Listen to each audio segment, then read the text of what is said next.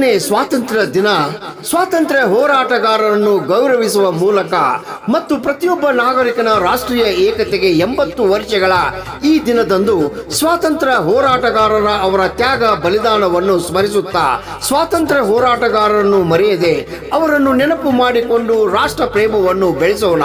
ಸ್ವಾತಂತ್ರ್ಯದ ಹಿನ್ನೆಲೆಯನ್ನು ತಿಳಿದು ಇಂದು ಉತ್ತಮ ಸಮಾಜವನ್ನು ಸೃಷ್ಟಿಸಲು ಸಾಧ್ಯ. ದೇಶದ ಸ್ವಾತಂತ್ರ್ಯವನ್ನು ಯುವ ಜನಾಂಗಕ್ಕೆ ತಿಳಿಸಿ ದೇಶದ ಸಂಸ್ಕೃತಿ ಪರಂಪರೆಯನ್ನು ಹೆಚ್ಚಿಸೋಣ. ರಾಷ್ಟ್ರದ ಹಿತಕ್ಕಾಗಿ ಪ್ರತಿಯೊಬ್ಬರು ಶ್ರಮಿಸೋಣ. ಅನೇಕ ಮಹಾಪುರುಷರನ್ನು ಇಂದು ಸ್ಮರಿಸಬೇಕಾಗಿದೆ. ಭಾರತವು ಅಖಂಡವಾಗಿ ಉಳಿದಿರುವುದೇ ಅತಿ ದೊಡ್ಡ ಸಾಧನೆ.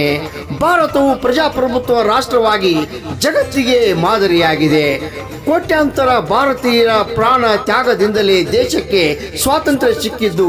ಈ ಐತಿಹಾಸಿಕ ಸ್ವಾತಂತ್ರ್ಯ ಚಳವಳಿಗೆ ನಮ್ಮೆಲ್ಲರ ಸ್ಫೂರ್ತಿ. ಸಮಸ್ತ ನಾಡಿನ ಜನತೆಗೆ 79ನೇ ಸ್ವಾತಂತ್ರ್ಯೋತ್ಸವದ ಹಾರ್ದಿಕ ಶುಭಾಶಯಗಳು. ಶುಭಾಶಯ ಕೋರುವವರು ಶ್ರೀ ಹೊಳೆಪ್ಪ ಎಚ್, ಶಿಶು ಅಭಿವೃದ್ಧಿ ಯೋಜನಾಧಿಕಾರಿಗಳು ಹುಕ್ಕೇರಿ ಹಾಗೂ ಸಿಬ್ಬಂದಿ ವರ್ಗ.